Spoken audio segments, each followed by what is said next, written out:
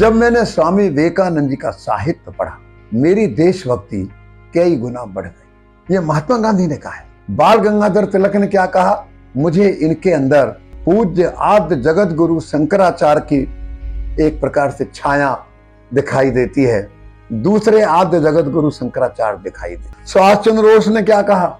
मुझे इनके अंदर भगवान बुद्ध का हृदय, आद्य जगत गुरु शंकराचार्य का बुद्धि इनके अंदर दिखाई देती। वीर सावरकर ने क्या कहा? ये मुझे कोई देव दिखाई देते हैं। और रविंद्रनाथ टैगोर ने क्या कहा? रोमा रोला को कहा, अगर किसी को भारत को जानना है, उनको स्वामी विवेकानंद को पढ़ना होगा, उनको जानना होगा, उनको भारत ध्यान में आ जाए। ऐसा उनके बारे में उस समय के देश के जो बड़े बड़े लोग थे, उन्होंने उनके बारे में कहा।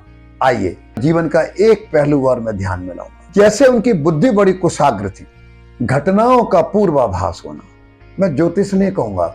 1897 में अमेरिका के कोलंबो शहर में एक कार्यक्रम में कहीं बैठे होंगे कुछ लोगों के साथ, इन्होंने भारत के बारे में कहा।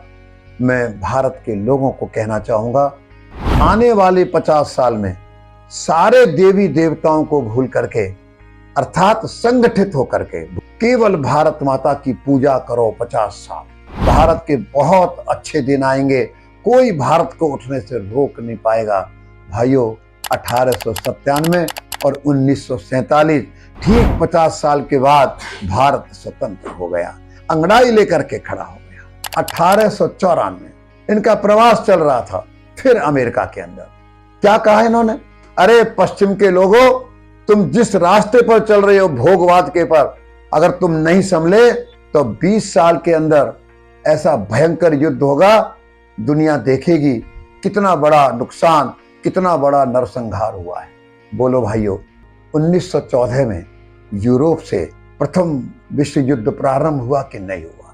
ठीक 20 साल के बाद कितने लोग मरे और कितनी जनधन की हानि हुई, कल्पना करिए। ऐसे ही एक बार ये गए इंग्लैंड के अंदर, लंदन में गए। क्या बोला लंदन में जाकर के? अरे इंग्लैंड के लोगों, तुम समझ जाओ, तुम जो कर रहे हो अन्याय अत्याचार पूरी दुनिया पर, याद रखना तुमको बहुत बड़ा नुकसान होगा। 1945 में द्वितीय महायुद्ध हुआ। इंग्लैंड जीता जरूर, पर इंग्लैंड का 58 देशों पर राज था। उसके बाद इंग्लैंड के पतन की कहानी शुरू हो गई। इंग्लैंड का साम्राज्य समाप्त हो गया। उन्होंने कहा ड्रैगन यानी चीन को सोने दो, जिस दिन ये जगेगा उथल पुथल मचा देगा, पूरी दुनिया को थर्रा देगा। और अपने गुरु भाई को धीरे से कहा, जैसे ही अंग्रेज भारत से जाएंगे, याद रखना मेरी बात को, चीन भारत पर हमला करेगा। ये दूरदृष्टा थे। कुल मिलाकर के 39 साल के जीवन में कैसे भारत को झंझोड़ गए, आइए उनकी 2-4 बातों को आपके सामने रखता हूं। पहली बात उन्होंने क्या कही कि भारत के लोग हिंदू हैं, इसका गौरव कभी ना भूलें। जो अपने धर्म और देश में जन्म लेकर, अपनी जाति में जन्म लेकर इस गौरव को भूल जाता है, उस देश का पतन निश्चित होता है। मैं भारत के लोगों को कहना चाहूंगा, अपनी जाति का, अपनी कौम का, अपने धर्म का, अपने देश का गौरव रखो जिसमें हमने जन्म लिया है, जरूरी है। दूसरी बात उन्होंने क्या कही? हिंदू धर्म हमारे देश का राष्ट्रीय आधार है। हिंदू धर्म भारत का प्राण है, भारत की भाषा है, भारत का भाव है। अगर हिंदू धर्म समाप्त हो गया, याद रखना ये देश और समाज और राष्ट्र चूर चूर हो जाएगा। महिलाओं के बारे में कहा, हमारा देश कहता है यत्र नार्यस्तु पूज्यन्ते रमन्ते तत्र देवता।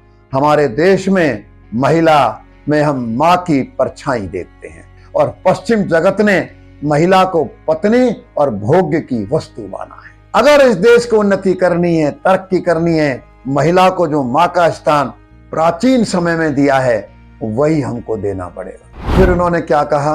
भारत के लोगों, जब तक भारत का गरीब नहीं उठेगा, भारत की झुग्गी झोपड़ियां नहीं उठेंगी, जब तक भारत का दलित, जैसे हम एसटी समाज कहते हैं, नहीं उठेगा, एसटी समाज कहते नहीं उठेगा, ये दलित पीड़ित लोग, भारत कभी उन्नति तरक्की नहीं कर सकेगा।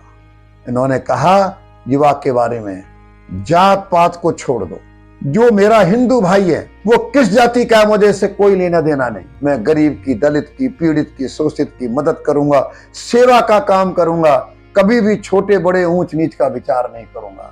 युवा वो है जो बुजुर्गों का आधार बनता है। युवा वो है जो अपने और पास के लोगों का विश्वास जीतता है। जब देश को चुनौती मिलती है, देश संकटों में से गुजरता है, आगे बढ़ता है, चुनौतियों को स्वीकार करता है। पहले मेरा देश है, पहले मेरा धर्म है, पहले मेरा समाज है, वो है युवा। उन्होंने कहा अगर इस देश को उन्नति करनी है, इस देश को आगे बढ़ना है, संगठन चाहिए।